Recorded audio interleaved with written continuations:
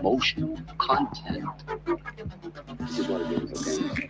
I said emotional content, not anger. I said empty your mind. Be formless. Shapeless.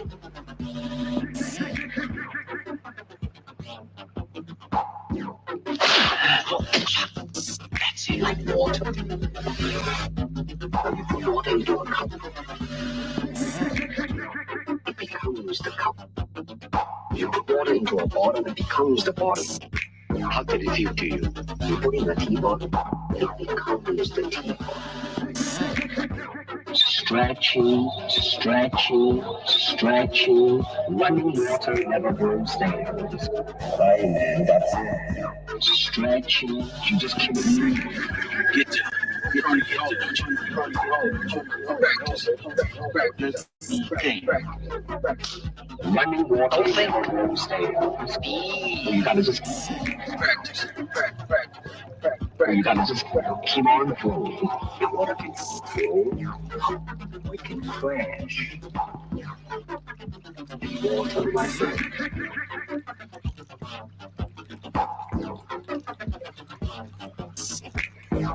Don't concentrate on the finger.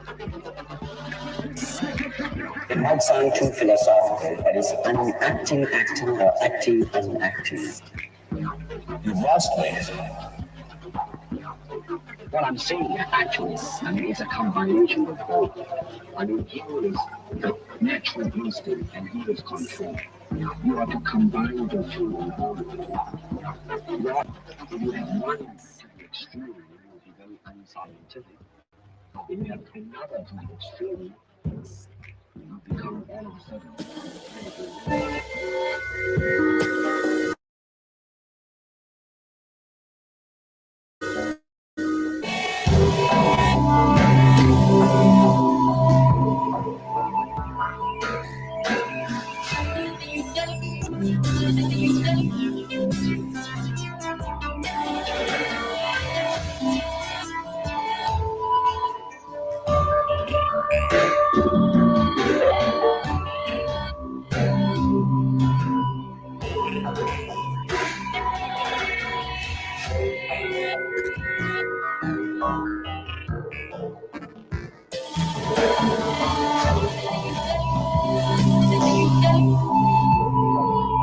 Hello and welcome to the Exiled Minds Podcast with me, your famous host, Liam Martin. I'm glad you can be here today. Hope you had a lovely day. Glad you can be here. Broadcasting live today from Nottingham, England on the Troubled Minds Radio Network. Today's date, Thursday, the 22nd of June, 2023. So I hope you have a lovely day. I've got another show today. As promised, I've got a show on water. Boring on water. What could possibly be interesting about water? Apart from we need it. So today I thought I'd do a show on this. I kind of been meaning to, well, there's so many things I mean to get to. My mind's a million thoughts a day. But today, listeners on the Exiled Minds Podcast, which of course is a captivating show, tonight we're going to dive deep into the enigmatic realm of H2O. Prepare to be immersed in a wondrous world of the single molecule that holds boundless secrets. Join us as we unravel the mysteries and the marvels of water, exploring its extraordinary properties that shape our existence, from sublime dance droplets to the remarkable resilience of ice. We'll embark on a thrilling journey, quenching your thirst for knowledge. about this life-giving elixir. So just prefacing you to get ready to be swept away by the currents of curiosity and discover the fascinating tales whispered in the liquid of all of us. It sustains us. The Liquid Echoes episode is where we're going to go for the ripples of knowledge that flow endlessly. So we've got a bit of an intro there. I'm trying to work on intros, and I might do an outro one day. But anyway, welcome. Yeah, let's have a look at water, because there are some fascinating properties when it comes to water. And I remember years ago I got interested in it, hearing about, it's a fourth state, and then the work of Dr. Emoto, which some people might be familiar with. But we'll have a look at this. He's labeled as a pseudoscientist, but the stuff gets complicated. So yeah, we'll look into that and see what interesting things. So yes, all the housekeeping's done. Yeah, like, share, subscribe. Check out KUAP Digital Broadcasting. Still in a browser. Getting big. Still in beta, but it's out there to listen to. It's just not collecting numbers yet, but it's doing great. Anyway, on with the show then. So first up, I've mentioned Dr. Emoto. So let's go straight to him and let's go and see what the skeptics say. I've got a mainstream news article here from the Irish Times. So let's have a look at this then. So this is, like I say, links in the description as always. So from the Irish Times, the pseudoscience of creating beautiful or ugly in water.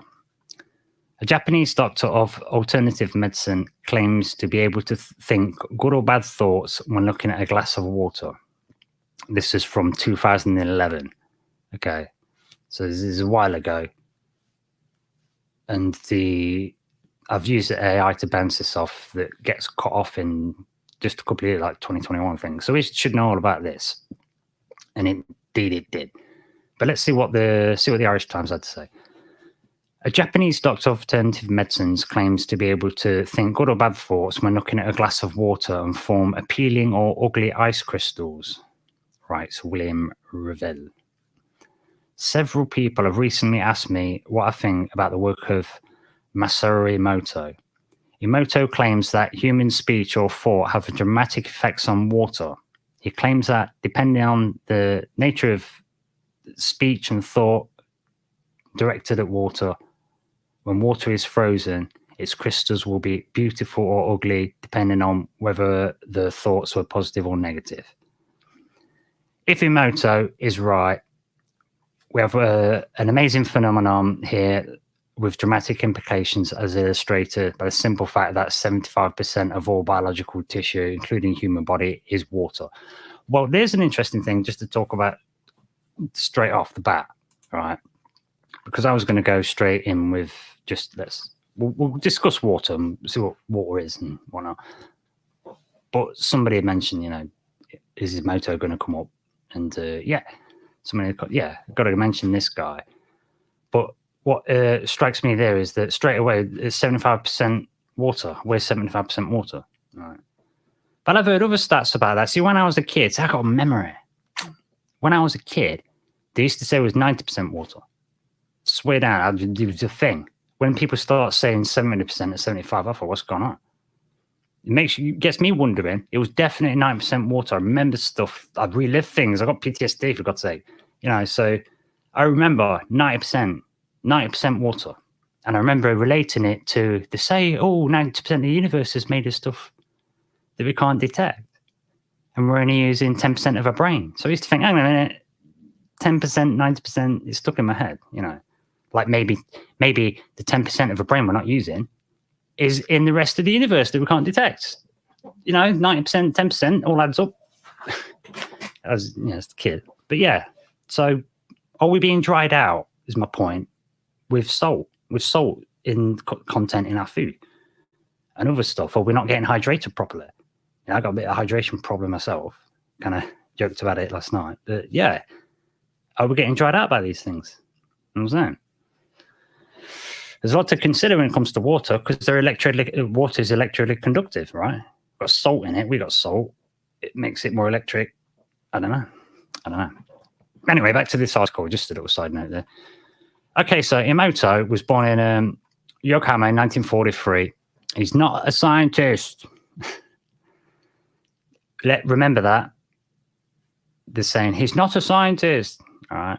Remember that, because to the end of the show, we're going to go to the father of science, see what he thinks. So anyway, Emoto was born in Yokohama in 1943.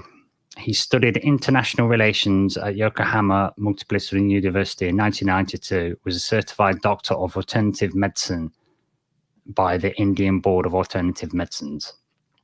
Emoto has written several volumes of a book called Messages from Water, and he sells healing, quote unquote, products. He's also the president emeritus of the International Water of Life Foundation, a non-profit organization based in Oklahoma. Okay, so Emoto's experiments involved exposing glasses of water to various words, pictures, or music, and then freezing them. It's not saying it here, but I think it's not just freezing them. I think he's freezing them quickly. Flash freezing, I remember, was the term that kept popping up. I looked at this years ago. So yeah, it's flash freezing this stuff and examining the frozen crystals under a microscope. Emoto claims that positive words and emotions, classical music, and positive prayer directed at the water produce beautiful crystals. When they say beauty, it's a bit subjective. I think they mean organized, repeating patterns of geometry. Nice, solid structure. Whereas negative words and emotions and crude music, such as heavy metal, that's not me saying this, the article. Crude music, such as heavy metal, produces ugly crystals. As in, they're just kind of just blobs. They're not really in a nice, neat geometric shape, which is something that does come up in frequency. That is a thing in frequencies where if you were to... frequencies get more and more complex. As the frequencies go up, every tone has a geometric shape that goes with it. And that geometric shape gets more and more complicated as you go up the frequencies. So that is a thing that, happier, keep your vibes up and stuff. Frequencies should make more complex stuff. And that is a thing in terms of emotion as well. MIT studies have shown that we emit radio waves as well. So, we'll have a look at that another time. But yeah, back to the water. So he's claiming then that all biological... So he's claiming that, positive intentions is going to make the water freeze in a nice, neat, geometric way. And the converse. You get the converse. Water is a very special chemical, which we'll get to later. But in the article, it says all biochemical reactions in the biological cell, the unit of life, take place in water. The second chapter in most biochemistry textbooks is devoted to water. The smallest portion of water that can exist is a molecule of water. A molecule of water contains two atoms of hydrogen, each bonded to the same atom of oxygen. The formula for water is H2O, as we know. The molecule of water is V-shaped, with the oxygen atom at the point of the V. The oxygen atom is a slight negative charge, and the hydrogen atom has a slight positive charge. Opposite electrical charges attract each other, and consequently, the liquid state of water molecules cluster together weakly, constantly making a breaking attachment with neighboring molecules in a flickering cluster. So they're always moving around. They're a bit like like traveler drifters. Okay. But there are some interesting properties of water, but we'll carry on reading this article and then we'll get to them. So I've got the AI to list them all for me. As water freezes at 0 Celsius, the molecule line... Hang on a minute, this is just telling us all about water. Hang on, let's skip to the good bit. Okay. It is very unlikely that there are any reality behind Emoto's claims.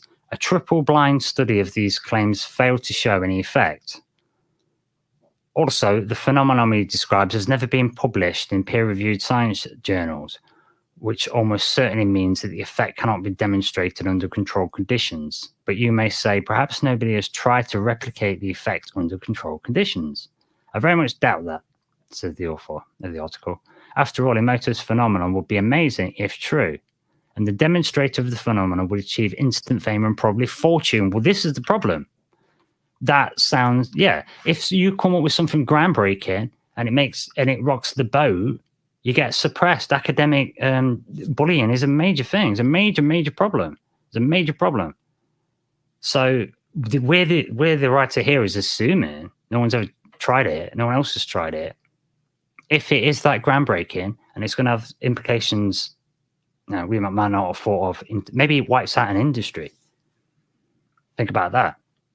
Yeah.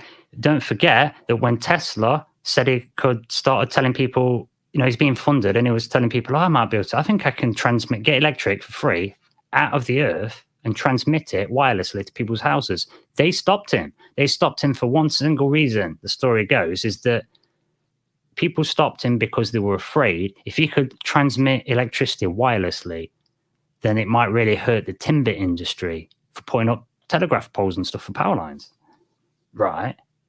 If you could start doing wireless stuff, then the wires, you're not buying the wires, you're not buying the lumber, and just to save the lumber industry. Yeah. Energy systems with oil, And that's the only technology that's not moved on like a century or more. Because guess what? There's a lot of money in it. There's a good control mechanism as well, getting your energy stuff. So you can't assume no one's tried it. And we can't assume it's definitely, definitely kind of BS.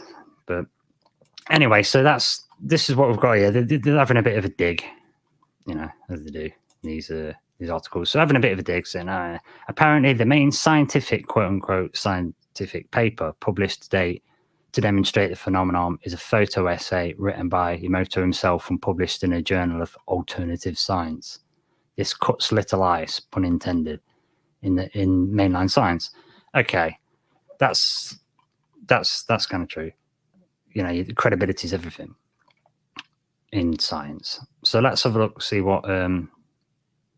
So yeah, Masaru Emoto. Then this idea that you can influence water in some way. They're poo-pooing it and saying, no, this is no good. And the computer did as well. So this is from 2011, this article. But let's see what this guy said there. So, water has got some fascinating properties. But so how should we do this? Okay, let me go through some of these weird things, because there are some anomalous things about water. So let's have a look then. Let's look at some of this weirdness. Okay, so let me list a few things for you. So water has got, let's get me a page back. So it's got some weird stuff going on anyway, just normal, just standard. All right, because water's weird. Water is properly weird. Okay, so here's some of the fascinating things about the properties of water. Okay, it's a universal solvent. Water is often called a universal solvent because it has the ability to dissolve a wide variety of substances. This property allows water to transport nutrients and minerals to living organisms. Okay, so it can move the chemistry around for you. Yeah, delivery driver for that. It's got anomalous expansion. Most substances contract when cooled, but water behaves differently. The water cools below 4 degrees Celsius, which is 39.2 Fahrenheit. It expands instead of contracting, like everything else does. This is why ice is less dense than water. Causing it to float on the surface of water and lakes and oceans. In fact, in the Second World War, Britain looked into the idea of making carriers out of ice, believe it or not. But it wasn't just ice. They called it some substance where you basically put straw in it, and then the ice forms around the straw, and it's super strong concrete, and it'll float. So look to that as cheap possibility for aircraft carriers. But also another interesting property of water is high heat capacity. Water has a high specific heat capacity, which means it can absorb and store significant amounts of heat without experiencing large increase in temperature. This property helps regulate Earth's climate and makes water an excellent coolant in many industrial processes. So it can hold stuff. It can hold the heat. It's got the surface tension as well. The way the molecules are arranged, you get the phenomenon of surface tension, allowing water droplets to form and hold the shape, and certain insects can walk on the water. But here's a really fascinating one. Water has got a triple point. All right. There's certain states, because I was wondering about has it got extra states, like has it got a fourth state? Because you've got the states of matter are solid, liquid, and gas. as a standard thing. But water, not only when it cools does it expand, which is totally opposite of everything else, but it's got a triple point. Water has a unique triple point which occurs at a specific combination of temperatures and pressure. So if you've got it at a temperature of 0.01 degrees Celsius, so that's like just the tiniest fraction above freezing, right? Just the tiniest fraction above freezing, just about to freeze. And it's under pressure of 611.657 pascals. At that exact point, in exact conditions, water, get this, can exist simultaneously as a solid, a liquid, and a gas. Say what? Let me read that again. It's triple point. Water has a unique triple point which occurs at a specific combination of temperature and pressure, 0.01 degrees Celsius and 611.657 pascals. At this point, water can exist simultaneously as a solid, liquid, and a gas. What the hell is going on with that then? Is it superpositioning? I don't understand that. I thought it was crazy. I was just nuts. Don't know what to make of it, to be honest. Because how can you be three things at once? In three states at once? But if you can be in three states at once, can't you use water for something really funky and weird? If it can be in three things at once, what else is three things at once? Duh. I don't know. Tell me if you know anything. Other than a politician, there can be three things at once. Don't dig the joke. How can it be? But no, yeah, I don't know what that is. That is a weird one. I thought that was crazy. And so it got me thinking about these weird states of it. So, I mean, there's other sort of key points about water that's a bit weird. I mean, we've got that one, though, with the triple boiling point. Oh, that was crazy. But we're coming up to a break now, so we'll get on, do the break for just a few minutes, keeping myself tight to the radio clock.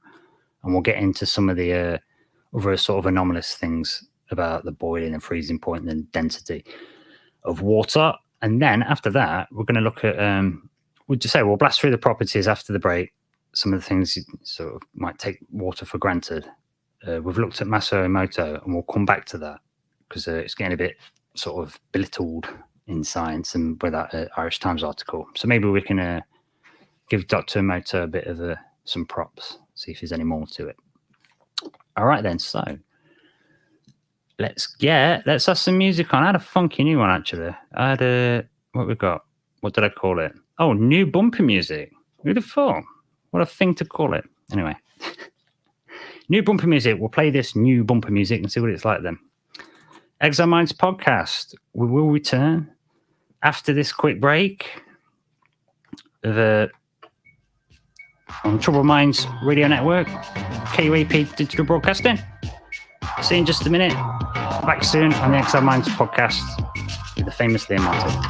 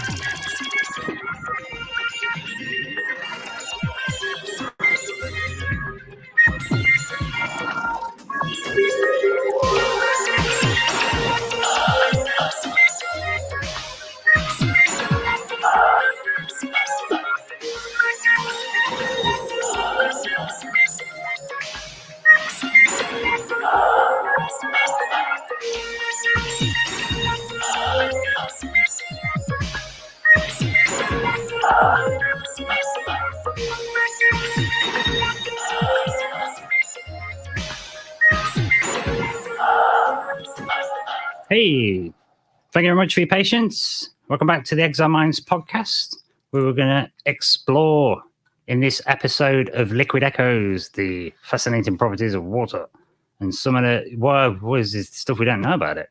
There is definite stuff I didn't know about it. That triple point situation. So just to recap, we had a quick look at Masaru Emoto, Dr. Emoto, who's claimed to be a pseudoscience, who can't really, he thinks he's freezing water in a structured way if it's happy thoughts, and if it's negative, it doesn't work so well. People are saying he's a pseudoscientist.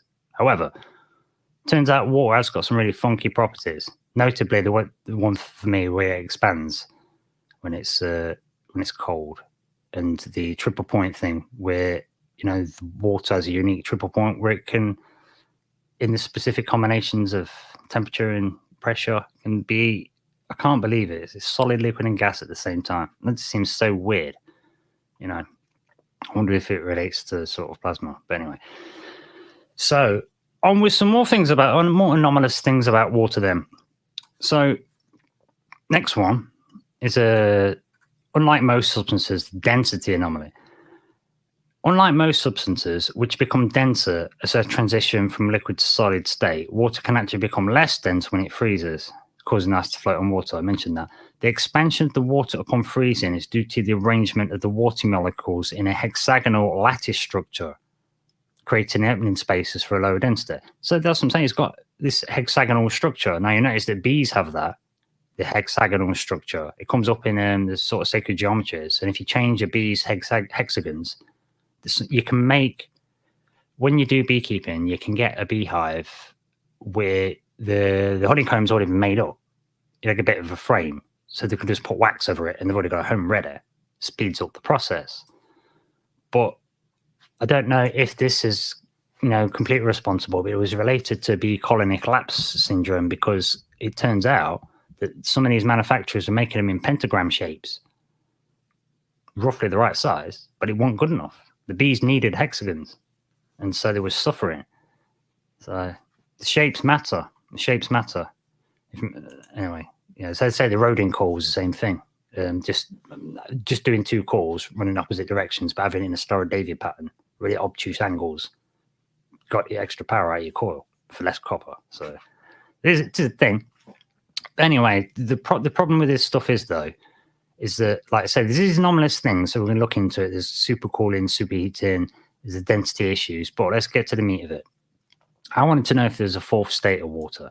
So we got to dig into this, as I always say, because even, the AI is using this standard model stuff, and, if it's not got a seal of approval, then from the academic community, it's not getting the reps.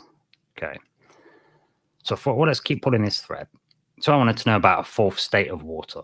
See if that's like a thing, So I've asked this AI to have a look, because I've seen it before, but articles and stuff, but I've not really dived into it too much. So Let's see what this says.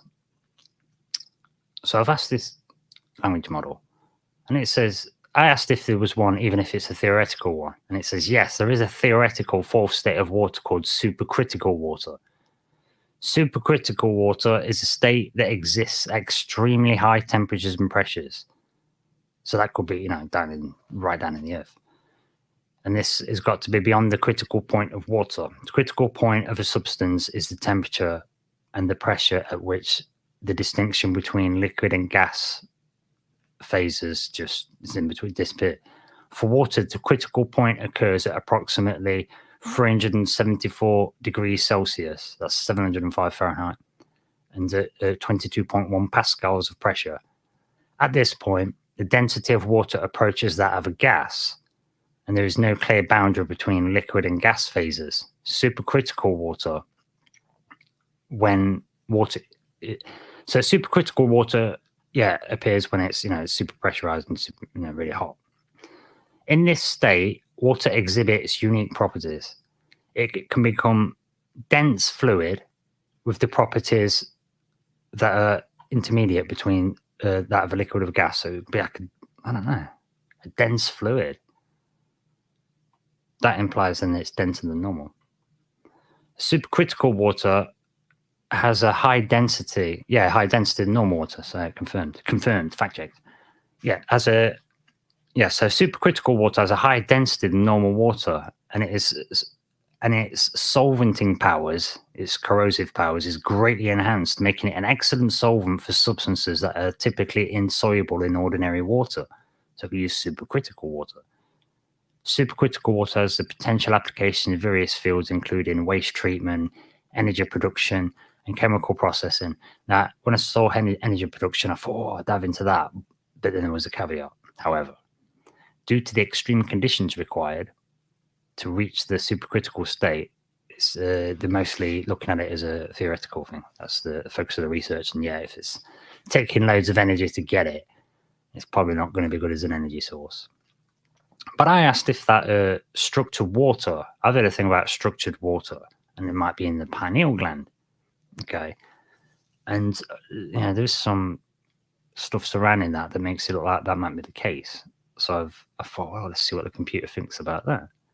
That's the computer, right? Is structured water and supercritical water the same thing? What's the difference? And it says, no, they're different things. And it refers to a different concept relating to the behavior and properties of water. So the structured water thing, it's done the supercritical and is, this unusual state, which sounds a bit like one of the triple point things, where it's just in a liquid gas state rather than liquid gas and solid. So that implies to me that the triple point anomaly and the superheating anomaly, it can be in both of them, right? So you can maybe there is things we've yet to envision yet where you could use the triple point, but maybe there's a scenario where you don't want the solid element, so you can use the superheated. It gets you wondering about these technologies. I did a show last night about these. They can run away with you, and they can be repurposed for things you haven't thought of. So supercritical water and structured water are a little bit different. Structured water is known as ordered water or exclusion zone water.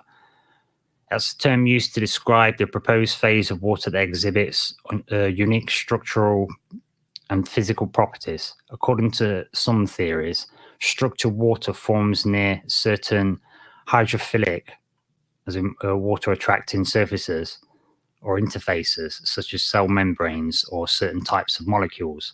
In structured water, water molecules arrange themselves in an organized manner, forming distinct layers or zones with properties different from bulk water. These structured zones may exhibit enhanced stability, reduced entropy, and unique electrical properties. However, the existence and nature of structured water are still subjects of ongoing scientific research and debate. On the other hand, supercritical water is it's just a specific temperature and heat. So this implies the structured water idea. It's saying it's theoretical still, but it looks towards that Dr. Masaru Emoto's stuff where he structured it as crystals. And I'm thinking of water kind of a bit like a liquid crystal scenario, isn't it? Got the electrical conductivity, and things like quartz crystals, they're piezoelectric. If you squeeze them, you get an electrical current. That's how you tune your radio, by the way. Talking of radio, Troubled Minds Radio Network. Check it out. So yeah. Okay, so we've got these weird stuff. Structured water, I think that's definitely a thing. And I've heard that in Star Trek and all kinds of stuff. In fact, I thought deuterium was a thing. I thought heavy water was structured water. Well, let's look that up. I didn't look up heavy water. What's heavy water? I thought that was structured water. Let's have a look. Let's put it on the screen. What's heavy water saying? What you got? What are you saying? So, heavy water, according to Wikipedia, heavy water is 10% or 10.6% denser than ordinary water. Heavy water's physically different. And heavy water's physically different properties can be seen without equipment or a frozen sample. Okay, let me jump into this article. We'll read a bit more about this.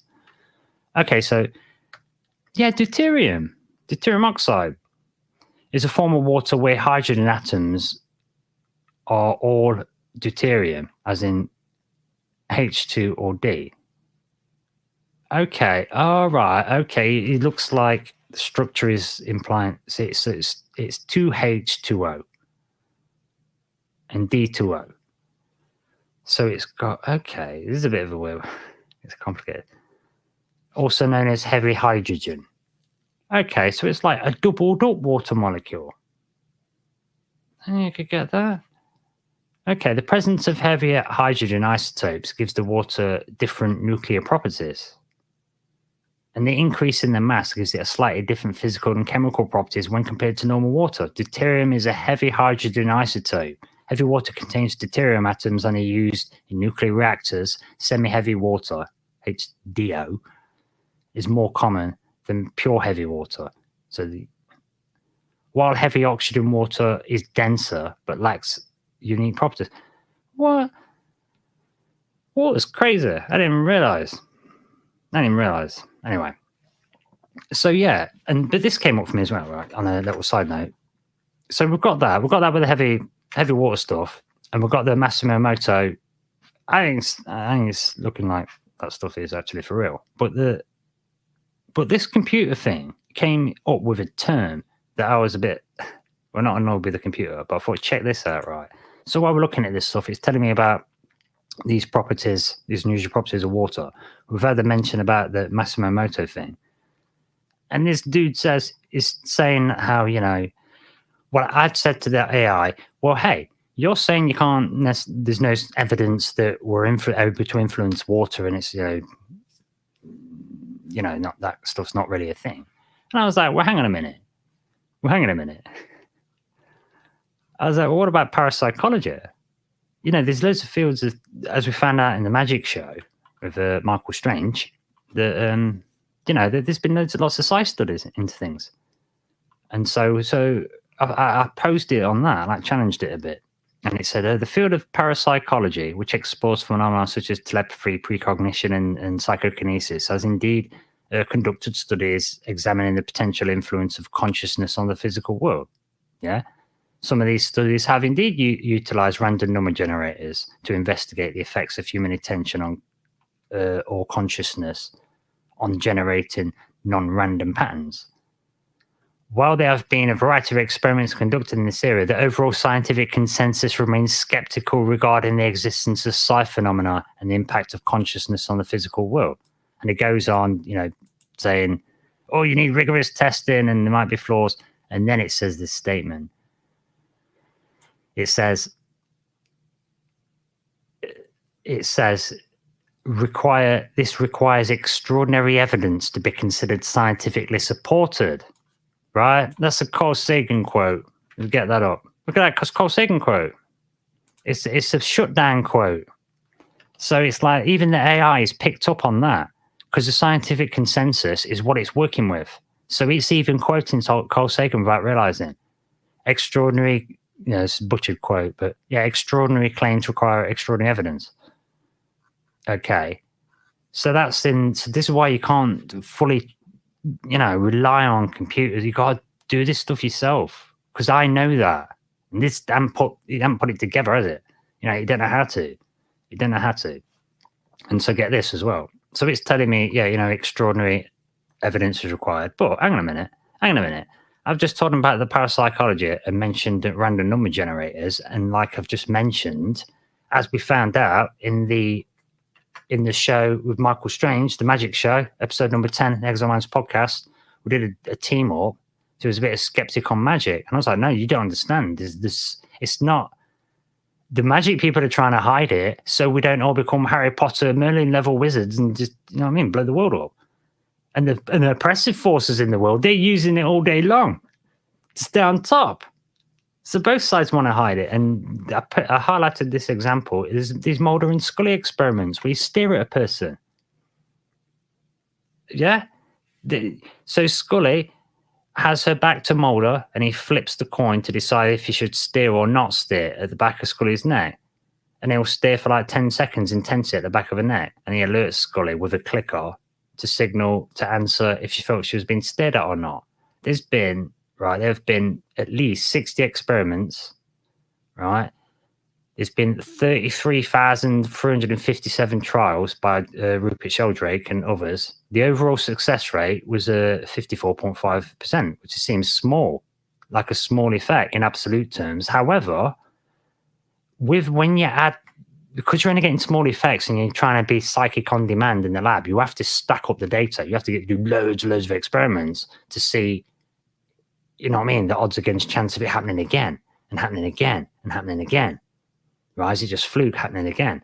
So with all these 33,000 plus experiments on the staring at someone and did they know thing, right? The odds against chance when you add all the data together is a staggering 202 octodecillion to 1. Octodecillion to 1. You know, and even in the statistics, a few years ago, the president of the International Statistics Group that get together every year, she said herself, when it comes to the magic phenomenon, still influencing the world, were it anything else, any other field of study, any other concept we're proposing, then it would just be accepted because there's enough evidence for it. But because of that, it don't. And so I say the language model, AI is having to work with this idea that it's just bogus. But let's do it ourselves. So Masaru Emoto might not be a pseudoscientist. And let's check his book. Just The Hidden Messages in Water is his book. And if you look on Amazon, I looked on Amazon UK, and it got 4.7 star rating out of 2,630 votes. Okay. And this book was a New York Times bestseller. Internationally renowned Japanese scientist. They're calling him a scientist. He's like the blurb from his own book, But New York Times bestseller, So then I thought, right, well, what about water memory? Because I asked this chat GPT about water and memory. And hey presto, this guy's saying, no, that's a theoretical thing. But boom shankar, here's an article. ResonanceScience.org. Scientists show that water has memory. Biophysics faculty article in Science News from October the 4th, 2018. Okay. So this says, new groundbreaking discovery has been made within the more basic of resources. Scientists have just discovered that they are what they have called the discovery of the millennium, a huge revelation in human consciousness. Scientists from Germany now believe that water has memory, meaning that what was once seen as a simple commodity can now be closely examined to reveal a scientific revelation, uncovering the mind-blowing truths. Let's see if this is just somebody saying it. Oh, there's a video at the bottom. Okay, so by examining, what are they doing this then? That's the question. So they've been examining individual drops of water, okay, at incredibly high magnification. Scientists were able to physically see that each water droplet had its own individual microscopic pattern, each distinguishable from the last and uniquely beautiful. A scientific experiment was carried out whereby a group of students were all encouraged to obtain a drop of water from the same body of water all at the same time. Through a close examination of the individual's droplets, it was seen that each produced different images. A second experiment was then carried out where a real flower was placed into a body of water, and after a while, a sample droplet of the water was taken out for experimentation. The result produced a mesmerizing pattern when hugely magnified, but all of the water droplets of the water looked very similar. When the same experiment was done with different species of flower, the magnified droplets look completely different, therefore determining that a particular flower is evident in each water droplet. So basically, it's trying to say it was the water droplets were sort of remembering the shape of the flower. And then when you change the flower, it seemed to be changing the pattern. Through this discovery, which shows that water has memory, according to the scientists, a new perception of water can be formed. German scientists believe that water travels, it picks up and stores information from all the places it has traveled through, which can thereby connect people to a lot of different places and sources of information when they drink this water, depending on the journey that it's been on. You know, a crazy thing. You know, not a crazy thing. And this, you know, there's a YouTube video you can look up. It's from a video, Water Has Memory, Professor Bernard Kruplin. Bernard, B-E-R-N-D. And then Kruplin is K-R-O-E-P-L-I-N. So yeah, they've got some images that you can look at on the video. I don't want to play it in case I get in trouble or whatever. I have to make the fair usage sort of comments and stuff. So yeah, I mean, it's a bit of a weird one. And I found that just to sort of back it up a little bit, I found another article that was saying the same thing as well. This was from Elixir. And this is a press release. The memory of water is a reality. New issue of Homeopathy Journal explores water memory effects. Homeopathy, like say, the academics and the ChatGPT is saying, oh, homeopathy is not necessarily really a thing. But thing is, it's, you can get it on the NHS. So, and yeah, so this come up again in Oxford, is in the UK, in August the 1st, 2007. They've been talking about it as well. But I just want to make the point that homeopathy don't mean, look, I've had a Reiki before. It totally works. You can feel it. You can do these things yourself. Like I talk about remote viewing sometimes. I've tried it. It worked. It worked. So I've got the immediate presence of felt experience. So you can't be telling me, no, I nailed the target. It scared me. Yeah, I never did it again. You can do these things. And let's check this out. Well, I've got another article here. Okay, then. So the pineal gland. See, I've mentioned then that this structured water stuff and deuterium and freezing things with intention make things more aligned. Yeah, your vibes, radio waves, emotions give off radio waves. There's a thing. Okay. And so let's see what René Descartes thought about the pineal gland. Who's René Descartes? René Descartes was the founder. Is a original guy who founded science. Okay, so René Descartes, he was a French philosopher. So this French philosopher guy, yeah, he's a, just put on screen. Yeah, this French philosopher guy, he founded science. He was the beginning, observation and measurement and repeatability. That's where we get it from. René Descartes. This is what he thought. Okay, so this is for Stanford Encyclopedia of Philosophy. René Descartes, Descartes and the pineal gland. It's first published on 25th of April 2005. The pineal gland is a tiny organ at the center of the brain, played an important role in Descartes' philosophy. He regarded it as the principal seat of the soul and the place in which all of our thoughts are formed. Yeah, let me read that again. The founder of science thought the pineal gland this. The pineal gland is a tiny organ in the center of the brain that played an important role in Descartes' philosophy. He regarded it as the principal seat of the soul and the place which all thoughts are formed. So that's the guy who founded science for you. And he founded science by having a dream of an angel that told him to understand nature must be done through measurement and observation. So, check these things out. Check these things out, because scientists aren't the be all and end all of stuff. And science is the only field of study where if you can prove you've been talking rubbish for 20 years, they'll give you an award. But if somebody else proves it, your career's over.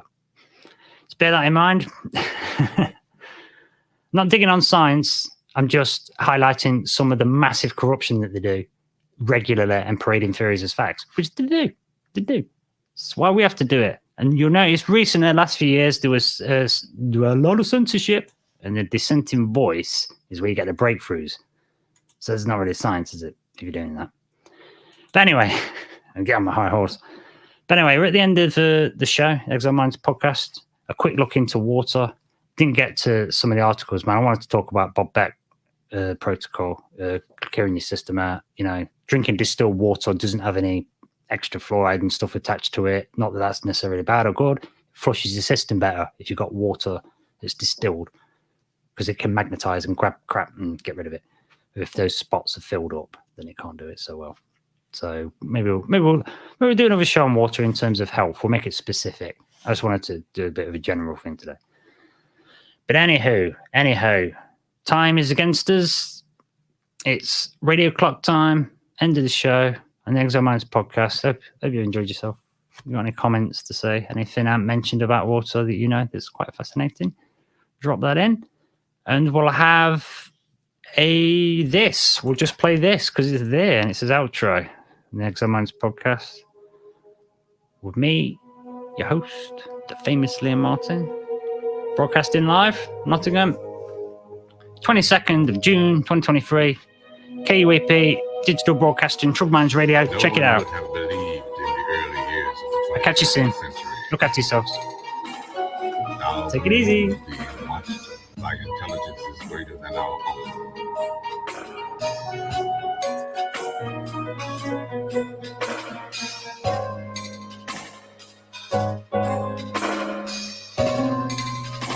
And as men busy themselves about their various concerns, they observed and studied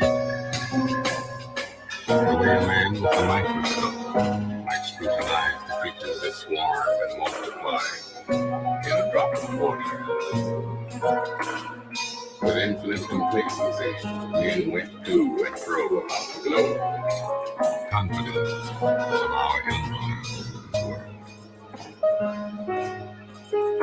Yet, across the gulf of space, intellects vast and cool and unsympathetic regarded our planet with envious eyes. And slowly, and surely, through their I'm not to kill you. I've given up all chance at anything. Minus summer.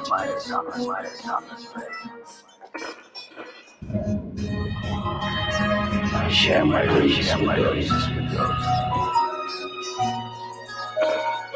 I wake up every day to an equation I wrote 15 years ago for which there's only one conclusion. I'm damned for. My anger, my ego, my unwillingness to heal, my eagerness to fight has set me on a path from which there's no escape.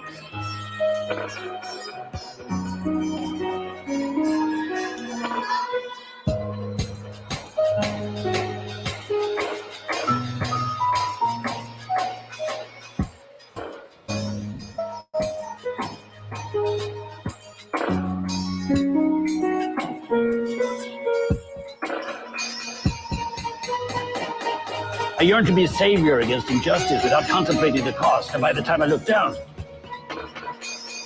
there's no longer any ground beneath my feet. What is my sacrifice?